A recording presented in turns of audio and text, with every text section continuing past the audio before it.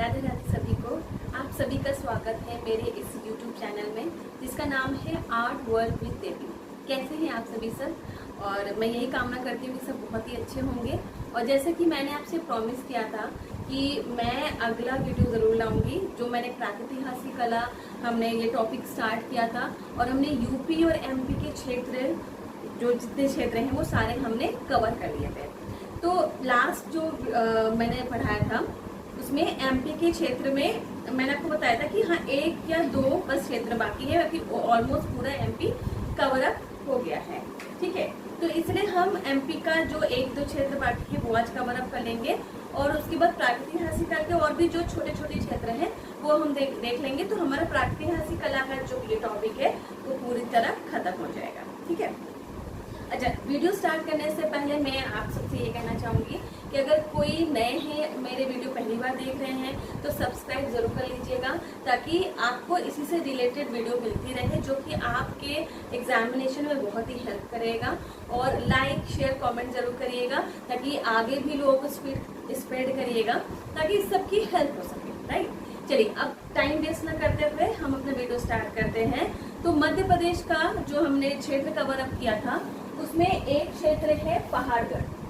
ठीक है, अब इसकी स्थिति जान लेते हैं पहाड़गढ़ की, जो कि मध्य प्रदेश में है। स्थिति है इसकी ग्वालियर से 150 किलोमीटर दूर मुरैना जिले में ये पड़ता है। ठीक है, तो क्या है, ग्वालियर से 150 किलोमीटर दूर मुरैना जिले में क्या पड़ता है, पहाड़गढ़ का एरिया। ये कहाँ पर स्थित है? आसाम नदी के तट पर है। ये किस नदी के तट पर है? आसाम नदी के तट पर है, जो पहाड़गढ़ की हम बात कर रहे हैं। अच्छा, अब खोज की अगर बात करें तो खोज करता है DPS द्वारिकेश। ठीक है, खोज करता कौन है? DPS द्वारिकेश। कुछ चित्रों की बात कर लेते हैं हम। इसमें मानव आकृतियां जो है वो धनुषों, तीरों और भालों को लेकर हाथी और घोड़ों पर सवार दर्शाए गए हैं। ठीक है, तो क्या है, मानव आकृतियां क्या कर रही हैं? धनुष, तीर, भाले ये सब लेकर वो किस पे सवार दिखा रहे हैं? हाथी और घोड़ों पर सवार दर्शाए गए हैं। कुछ महत्वपूर्ण तथ्य हैं। यहाँ पर जो गुफाएं हैं वो जंगली मधुमक्खियों से भरी हैं। ठीक है, पहाड़गढ़ की जो गुफाएं हैं वो जंगली मधुमक्खियों से भरी पड़ी हैं। यहाँ पर 1500 वर्ग मीटर क्षेत्र में फैली लगभग बहुत सारी गुफाएं हमें प्राप्त हैं। तो ये है पहाड़गढ़ का एरिया। आप चाहो नोट कर लीजिए इसको। पहाड़गढ़ कहाँ पर है? मध्य प्रदेश में। स्थिति जैसे कि बताया मैंने, ग्वालियर से 150 किलोमीटर दूर है, मुरैना जिले में पड़ता है ये, और ये आसाम नदी के तट पर है। खोजकर्ता की बात करें तो DPS द्वारिकेश। चित्र हमें कैसे मिले हैं? मानव आकृतियां धनुष, तीर और भालों को लेकर हाथी और घोड़ों पर सवार दर्शाए गए हैं। और यहाँ पर जो गुफाएं हैं ये जंगली मधुमक्खियों के छत्ते से भरी पड़ी हैं और 1500 वर्ग मीटर क्षेत्र में फैली लगभग कई सारी गुफाएं हमें प्राप्त है। आप इसको नोट कर लीजिए। ठीक है, आप नोट कर लीजिएगा, पॉज करके आप नोट कर सकते हैं।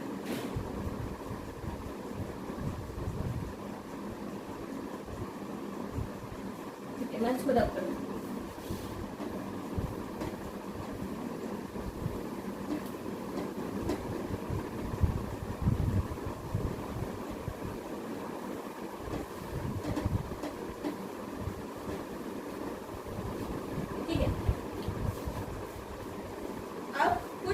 छोटे छोटे क्षेत्र हैं जैसे कि छत्तीसगढ़ है। छत्तीसगढ़ की बात करें तो ये रायगढ़ जिले में स्थित है। अब हम बात करेंगे छत्तीसगढ़।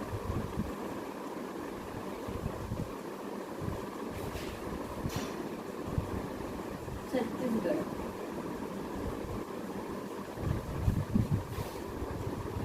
कहाँ पर है? रायगढ़ जिला।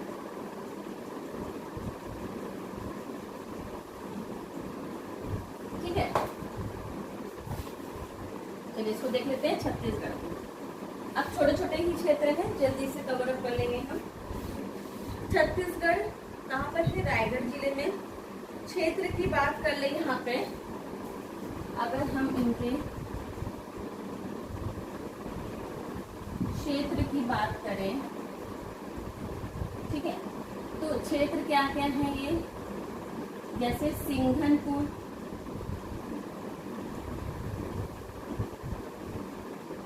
बहुत इंपॉर्टेंट है सिंघनपुर, ठीक है, सिंघनपुर है,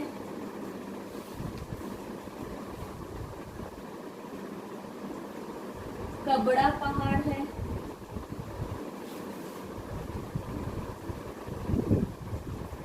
सिंघनपुर, कबड़ा पहाड़, बोतालदा,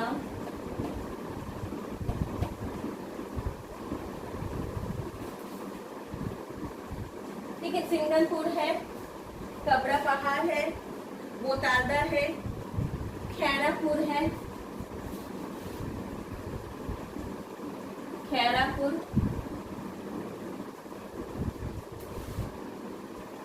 कर्मागढ़, कर्मागढ़ और नवागढ़, ठीक है। तो छत्तीसगढ़ कहाँ पर है? रायगढ़ जिले में है। जो क्षेत्र यहाँ पे सिंघनपुर है, बोतालदा है, कबड़ा पहाड़ है, खैरापुर है और नवागढ़ है, और क्या है आपका? कबड़ा पहाड़, नवागढ़ और कर्मागढ़ है, ठीक है। इसमें सिंघनपुर जो है, सिंघनपुर बहुत इंपॉर्टेंट है, ठीक है, सिंघनपुर काफी इंपॉर्टेंट है, इसको नोट कर लीजिए क्षेत्र, ठीक है। कबड़ा पहाड़, सिंघनपुर, बोतालदा, खैरापुर, कर्मागढ़ और नवागढ़।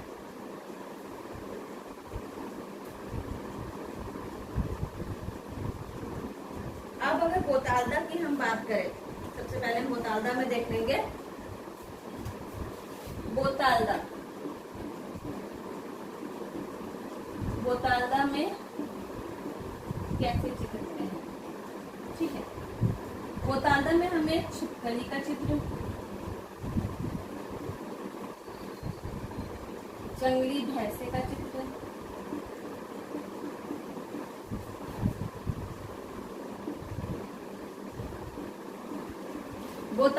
बोतालदा में क्या मिला है? छिपकली का चित्र मिला है, जंगली भैंसे का चित्र मिला है और हिरण,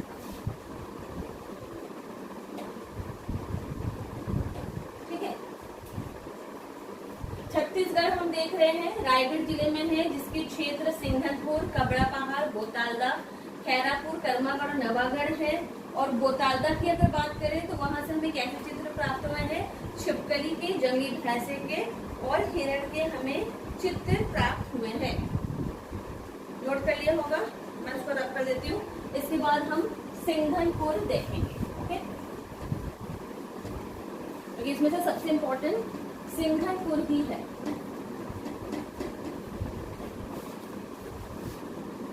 ठीक है। तो हम सिंघनपुर का एरिया देखेंगे।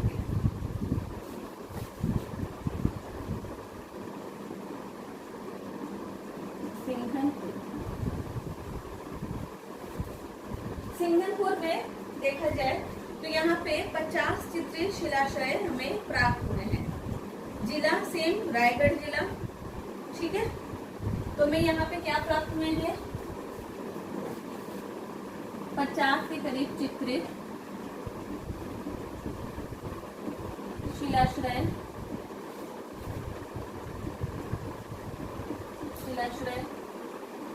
प्राप्त हुए हैं।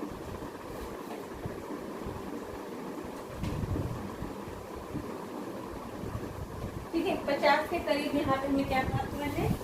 शिलाश्रय प्राप्त हुए हैं।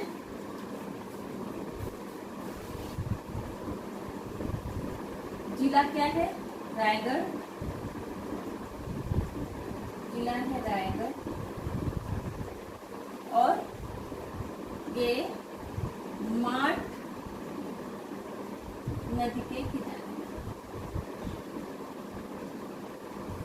ठीक है, माठ नदी के किनारे सिंघनपुर में 50 चित्रीय शिलाश्रय प्राप्त हुए हैं। जिला क्या है? रायगढ़। और ये माठ नदी के किनारे स्थित है। जो पर्वत श्रृंखला है वो है चावड़थल पर्वत श्रृंखला। ठीक है, जो पर्वत श्रृंखला है, पर्वत श्रृंखला जो है चावड़थल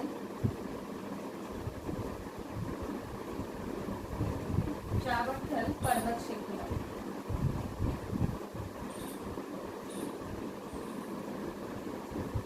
नोट करते जाइए।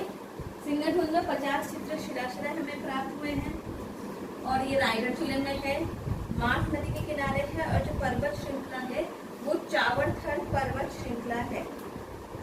अब इसके खोज और खोजकर्ता की हम बात करें तो यहाँ पे एक खोजकर्ता नहीं है, अलग अलग साल में कई खोजकर्ता यहाँ पे हैं, तो वो हम देख लेंगे। जैसे 1910 इसमें डब्ल्यू एंडरसन ने इसकी खोज की थी। 1910 में खोज की बात करें, खोज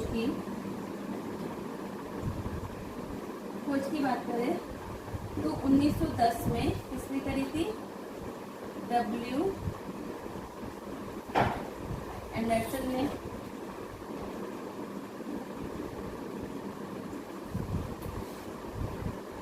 उन्नीस सौ 13 में अमरनाथ दत्त ने।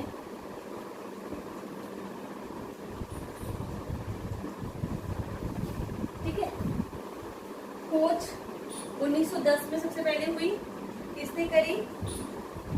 डब्ल्यू एंडरसन ने करी। 1913 में किसने करी? अमरनाथ दत्त ने। और 1917 में किसने करी? पर्सी ब्राउन ने। 1917 में पर्सी ब्राउन। ठीक है, नोट कर लीजिए। सिंघनपुर 50 चित्रीय शिलाशय हमें प्राप्त हुए हैं, रायगढ़ जिले में स्थित है, माठ नदी के किनारे। पर्वत श्रृंखला जो है चावड़थल पर्वत श्रृंखला है। और इसकी खोज की बात करें तो खोजकर्ता एक नहीं है, 3 खोजकर्ता है जो अलग अलग साल में खोज किए गए। पहला है 1910। 1910 में किसने किया? डब्ल्यू एंडरसन ने किया। 1913 में किसने किया? अमरनाथ दत्त ने करा।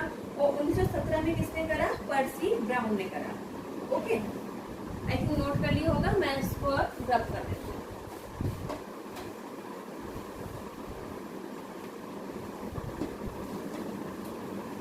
ठीक है, समझ आ गया होगा आई होप। यहाँ पर सिंघनपुर में अगर चित्रकारी की पद्धति की बात करें, पद्धति किस स्टाइल में किया गया, ठीक है, पद्धति मतलब किस स्टाइल में किया गया, तो पद्धति क्या है? यहाँ पे क्षेपांकन है। क्षेपांकन विधि से यहाँ पे चित्रकारी करी गई। ठीक है, क्षेपांकन विधि से क्या करी गई? चित्रकारी की गई है। अब चित्रों की बात कर लेते हैं। चित्रों की बात करें तो असंयत कंगारुओं के चित्र प्राप्त हुए हैं, बहुत इंपॉर्टेंट है। असंयत कंगारुओं के चित्र इंपॉर्टेंट है बहुत। ठीक है, असंयत कंगारुओं के चित्र जो कि इंपॉर्टेंट है बहुत। और ये कहाँ पे मिले हैं? द्वार पर मिले। ठीक है, द्वार पर क्या मिले हैं? असंयत कंगारुओं के चित्र हमें मिले हैं। ठीक है, दूसरा है घायल भैंसा तीरों से विदा हुआ और वो दम तोड़ रहा है। दूसरा क्या है? घायल भैंसा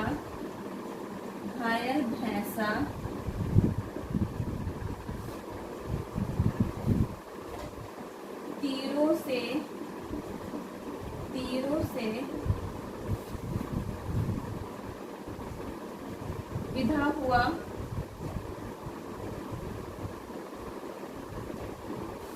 दम तोड़ रहा है। ठीक है, दम तोड़ रहा है। क्या है? असंयत कंगारुओं के चित्र जो हमें द्वार पर मिले हैं। घायल भैंसा जो तीरों से विधा हुआ है और दम तोड़ रहा है। नेक्स्ट है जंगली सांड को पकड़ते या बर्छी से छेदते हुए। जंगली सांड को पकड़ते, जंगली सांड को पकड़ते या बर्छी से छेदते हुए।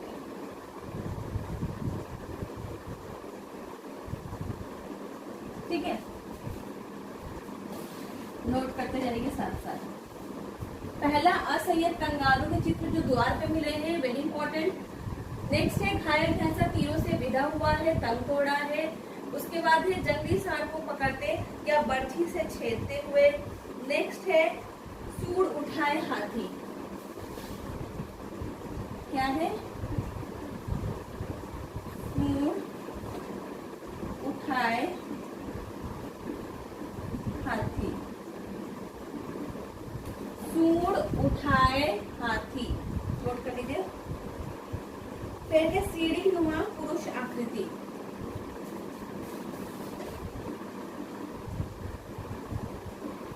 सीढ़ी नुमा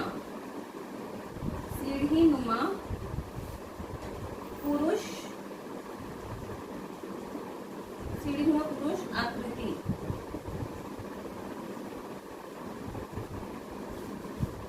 नेक्स्ट है मत्स्य कन्या। ठीक है, अच्छा सीढ़ी नुमा पुरुष आकृति। सीढ़ी नुमा मतलब कि जो बॉडी है वो ऐसे सीढ़ी जैसी, मैंने आकार सीढ़ी जैसी है। जैसे कि मैंने आपको बताया था, आपको शायद याद हो कि पंचमढ़ी बताया 3 स्तर के चित्र थे। तो उनमें क्या था, पहले स्तर में क्या था, हमें डमरू नुमा और तख्ती नुमा आकृति प्राप्त होती है, जिसमें कि लहरदार रेखाएं होती है। तो उसी तरह यहाँ पे कह रहे हैं कि सीढ़ी नुमा, कुछ सीढ़ी नुमा पुरुष आकृति में प्राप्त है। कहाँ से? सिंघनपुर से। ठीक है, अब नोट कर लीजिए। क्या क्या देखा हमने? पद्धति जो है यहाँ पे छेपांकन पद्धति है। और अगर चित्रों की बात करें तो असंयत कंगारू के चित्र हैं द्वार पर। घायल भैंसा तीरों से विधा हुआ है जो दम तोड़ा है। और जंगली सांड को पकड़ते या बर्छी से छेदते हुए। सूंड उठाए हाथी, सीढ़ी नुमा कुछ पुरुष आकृति और मत्स्य कन्या। कपड़ा पहाड़ की बात करें, कपड़ा पहाड़ बस एक है, बता देती हूँ। जो कबड़ा पहाड़ है, कबड़ा पहाड़, इसमें से क्या मिले हैं? चीते के भय से आंखें तक भयभीत,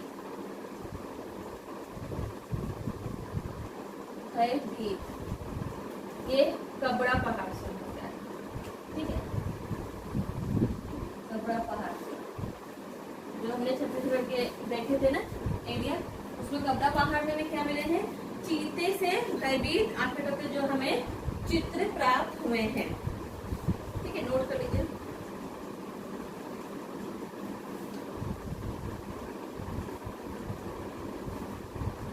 अब इसके बाद छोटे छोटे क्षेत्र हैं, जैसे राजस्थान है। ठीक है, साउथ का एरिया है। छोटे छोटे क्षेत्र हैं।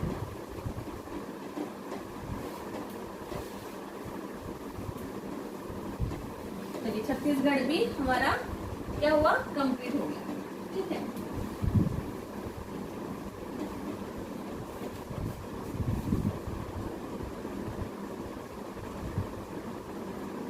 अब है राजस्थान का एरिया। इसमें कौन कौन से क्षेत्र हैं? चित्र ऐसा कुछ खास इम्पोर्टेंट इसमें है नहीं, तो क्षेत्र क्या क्या है वो हम देख लेंगे। अलनिया है, झालावाड़ है, दरा, भरतपुर, गागरेन। ठीक है, राजस्थान का क्षेत्र है, राजस्थान।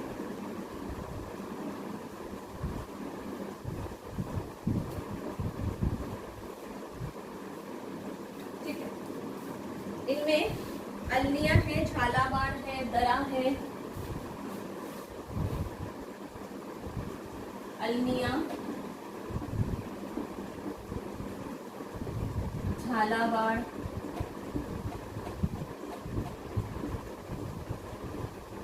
दरा, भरतपुर। ये कुछ राजस्थान के एरिया हैं, मतलब प्रागैतिहासिक काल के जो क्षेत्र हैं जो मैं राजस्थान से प्राप्त हुए हैं। अलनिया है, झालावाड़ है, दरा है, भरतपुर है, एक और है गागरी।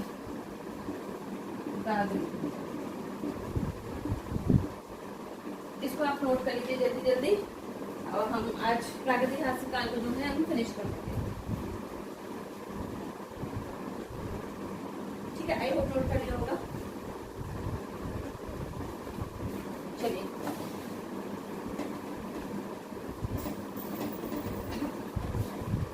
अब हम उत्तराखंड का एरिया देख लेते हैं। उत्तराखंड,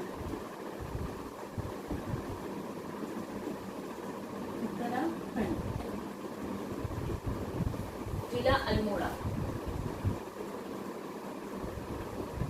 जिला अल्मोड़ा।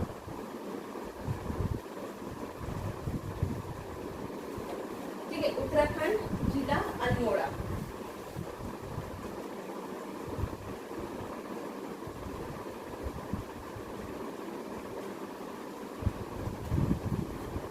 फिर यहाँ के एरिया देख लेते हैं, जैसे पिथौरागढ़ है, देहरादून है, चमोली है।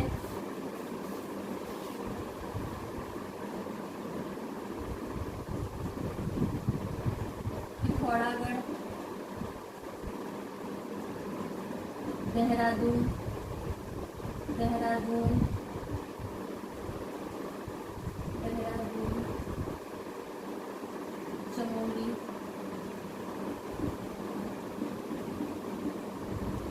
अच्छा, यहाँ पे इसे लखुदियार, लखुदियार भी कहते हैं। लखुदियार का मतलब होता है जहाँ पे 1 लाख चित्र मिलते हैं, सॉरी मतलब 1 लाख गुफाएं। लखुदियार मतलब 1 लाख गुफाएं। लखु मतलब 1 लाख, उदियार मतलब गुफाएं। ठीक है, तो इसका मतलब है 1 लाख, 1 लाख गुफाएं प्राप्त हैं। ठीक है, उत्तराखंड से 1 लाख गुफाएं प्राप्त हैं। क्षेत्र पिथौरागढ़, देहरादून और चमोली। यहाँ पे मनुष्य को छड़ी की भांति पतले रूप में दर्शाया गया है। यहाँ पे मनुष्य को कैसे दर्शाया गया है? मनुष्य को पतले छड़ीनुमा दर्शाया गया है, दर्शाया गया है। ठीक है, तो उत्तराखंड में मनुष्य को कैसे दर्शाया गया है? पतले छड़ीनुमा दर्शाया गया है। और यहाँ पे लंबे थूथनों वाला जानवर भी प्राप्त है। क्या है? लंबे थूथनों वाला, लंबे थूथनों वाला जानवर भी प्राप्त है। ठीक है, उत्तराखंड जिला अल्मोड़ा, क्षेत्र पिथौरागढ़, देहरादून, चमोली। और यहाँ पे मनुष्य को पतले छड़ीनुमा दर्शाया गया है और लंबे थूथनों वाला जानवर भी यहाँ पर प्राप्त है। ठीक है, आई थिंक नोट कर लिया होगा। थोड़ा कर देती हूँ। छोटे छोटे मतलब कि अब क्षेत्र हैं, इनमें ज्यादा कुछ नहीं है। हाँ, मगर याद तो करना है। ओके, अब हम दक्षिण भारत के कुछ क्षेत्र जो हैं वो देख लेते हैं।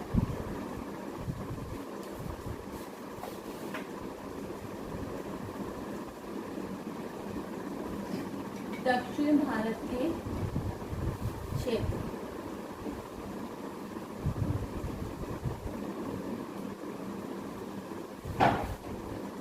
दक्षिण भारतीय क्षेत्र हम देख लेते हैं। इसमें है उपगुल्लू, बेल्लारी है, बायनैट क्लेडिकल है, बिल्ला सरंगम है और बसावन गुड़ी है। ठीक है, उपगुल्लू, बेल्लारी, बायनैट क्लेडिकल।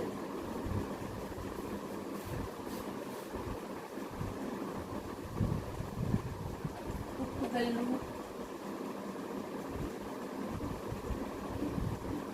बेल्लारी,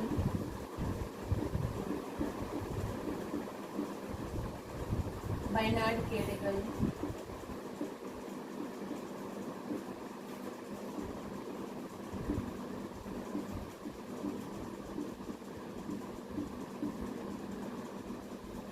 बिल्ला सरंगम।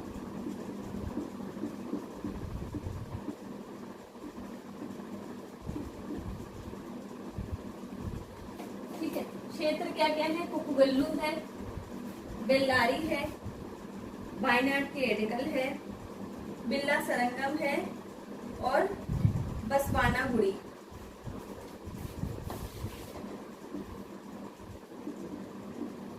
बसवाना गुड़ी। ठीक है, नोट कर लीजिए कौन कौन से एरिया है। उपगुल्लू, बेल्लारी, बायनैट क्लेडिकल, बिल्ला सारंगम और बसवाना गुड़ी। उपगुल्लू कहाँ पर है? कर्नाटक। और बेल्लारी की कहाँ पर है? कर्नाटक में है। ठीक है, ये कहाँ पर है? कर्नाटक।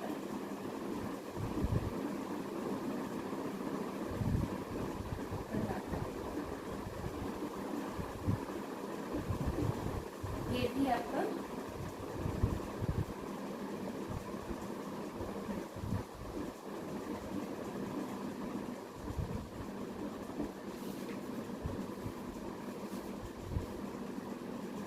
उपगुल्लू, बेल्लारी।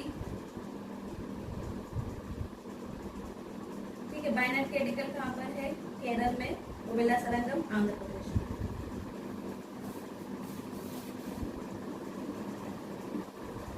केरल, आंध्र प्रदेश, आंध्र प्रदेश। ठीक है, नोट कर लीजिए। उपगुल्लू, बेल्लारी, बायनैट क्लेडिकल, बिल्ला सरंगम, बसवावन गुड़ी ये दक्षिण भारतीय क्षेत्र है।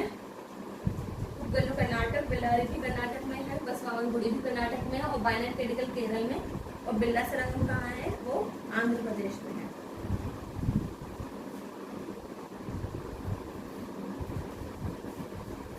भारत में क्या माना गया है? दक्षिण भारत को, भारत में दक्षिण भारत को, दक्षिण भारत को मानव का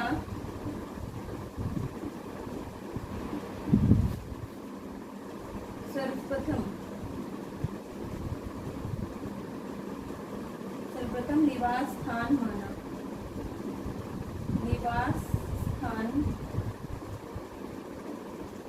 माना। तो दक्षिण भारत को क्या माना जाता है? प्रागैतिहासिक लोगों का, उस टाइम के आदि मानव का सबसे पहला निवास स्थान किसको माना जाता है? दक्षिण भारत को। ठीक है,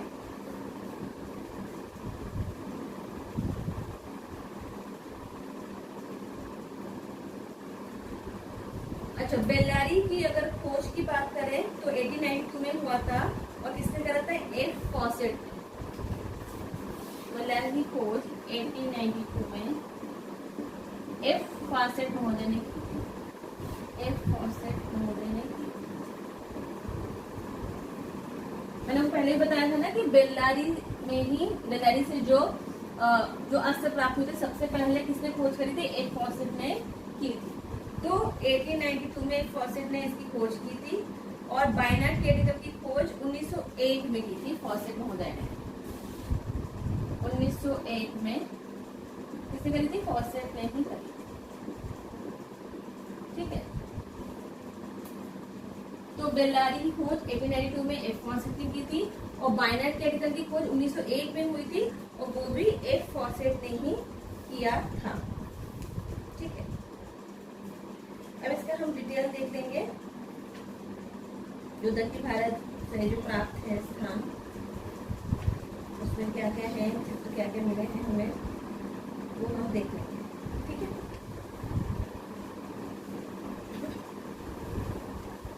सबसे पहले हम बेल्लारी देख लेंगे। जैसे कि बताया कि 1892 में किया था फॉसेट ने। सबसे पहले हम बेल्लारी देख लेंगे, या नोट कर लिया होगा।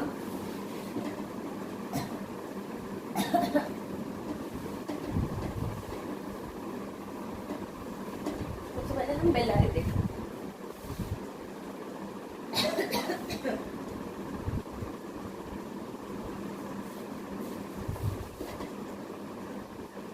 बेल्लारी देखेंगे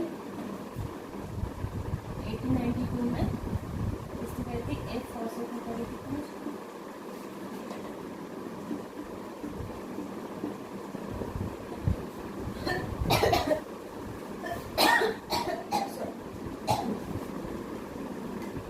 एक फॉसेट करी थी और यहाँ पे बेल्लारी आदिम काल का प्रमुख केंद्र रहा है।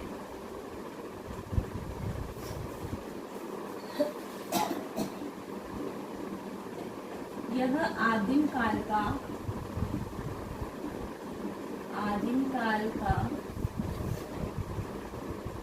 प्रमुख केंद्र रहा है। ठीक है, बेल्लारी आदिम काल का प्रमुख केंद्र रहा है। दक्षिण भारत में सर्वप्रथम जो मानव बस्तियां हैं वो इन्हीं से प्राप्त हुई। दक्षिण भारत में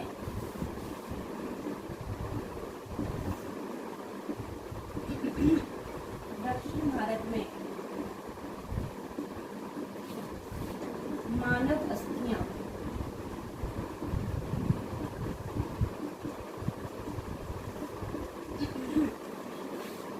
सर्वप्रथम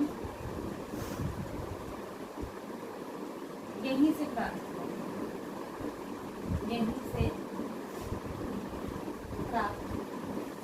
हुआ। ठीक है, दक्षिण भारत में मानव बस्तियां सर्वप्रथम यहीं से प्राप्त हुआ है।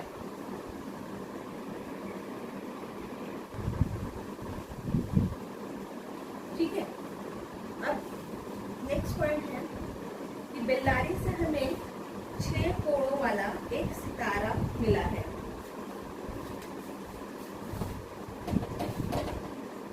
बेल्लारी से हमें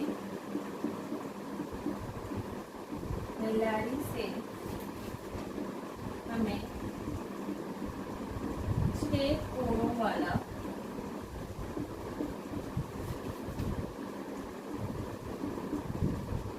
एक सितारा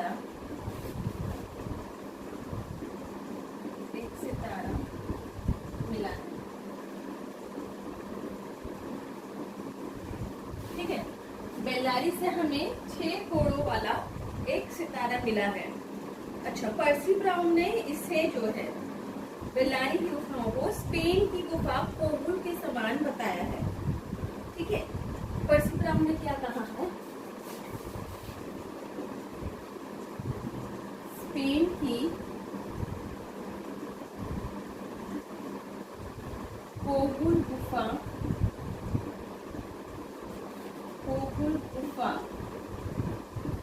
के समकक्ष माना है।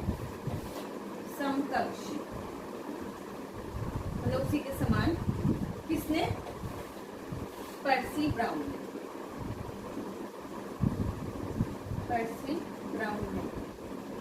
ठीक है, नोट कर लेते हैं। ठीक है, तो स्पेन की जो कोबुल गुफा है उसके समान बेल्लारी की गुफा बताया गया। स्पेन की जो कोबुल गुफा है उसके समकक्ष माना है। और किसने कहा है? ये पर्सी ब्राउन ने बताया। ठीक है, नोट कर लीजिए। बेल्लारी, ठीक है। चलिए नेक्स्ट देख लेते हैं बिल्ला सारंगम।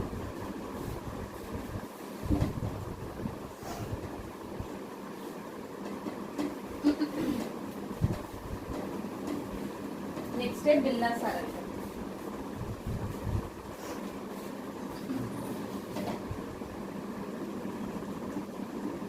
बिल्ला सारंगम,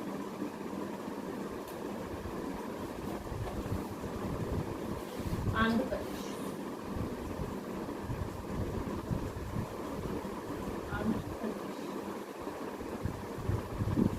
ठीक है, नेक्स्ट है हमारा बिल्ला सारंगम जो कि आंध्र प्रदेश में। यहाँ पे हड्डियों के कुछ हथियार और जादू के प्रचलन के कुछ चिन्ह मिले हैं। यहाँ पे हड्डियों के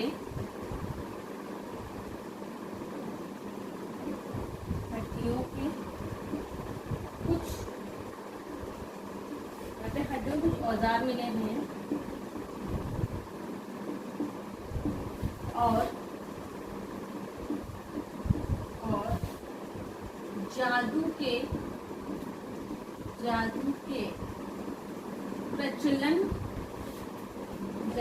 प्रचलन के चिन्ह मिले।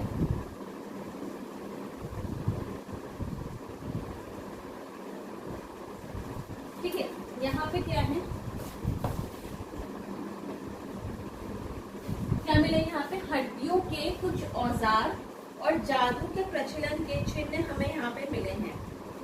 इस गुफा को रांगे राघव ने नियोलिथिक एज का माना है। ठीक है,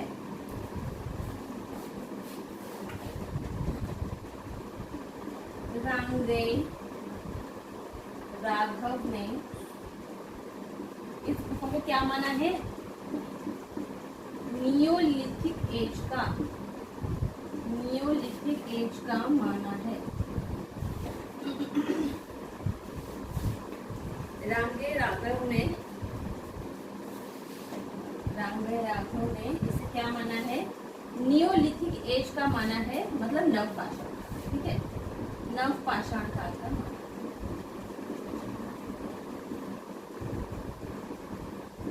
ठीक है, नवपाषाण काल का इसे रांगे राघव ने माना है। अब हम बाइनाट केडी का देख लेते हैं। आई होप नोट कर लिया होगा आपने।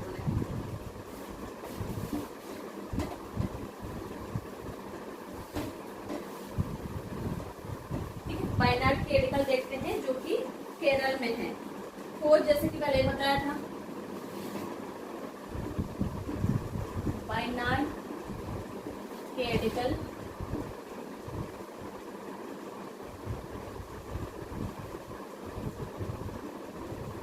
केरल। खोज कब हुई थी? अभी थोड़ी पहले मैंने बताया था। खोज हुई थी 1901 में। ठीक है, 1901 में क्या हुई थी? इसकी खोज हुई थी। किसने करा था? एफ फॉसेट महोदय ने एफ फॉसेट ने खोज करी थी। ठीक है, खोज 1901 में किसने करी थी? एफ फॉसेट महोदय ने करी थी। यहाँ पर हमें स्वास्तिक, सूर्य चक्र, चौखट के चिन्ह आदि हमें मिलते हैं। यहाँ पर स्वास्तिक, सूर्य चक्र और चौखट के चिन्ह मिलते हैं। चौखट के चिन्ह मिलते हैं।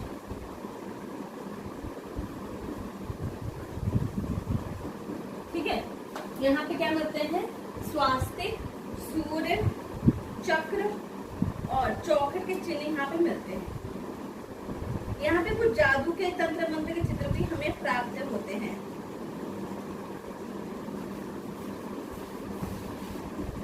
पर जादू और तंत्र मंत्र के चित्र प्राप्त होते हैं। तंत्र मंत्र के चित्र प्राप्त होते हैं।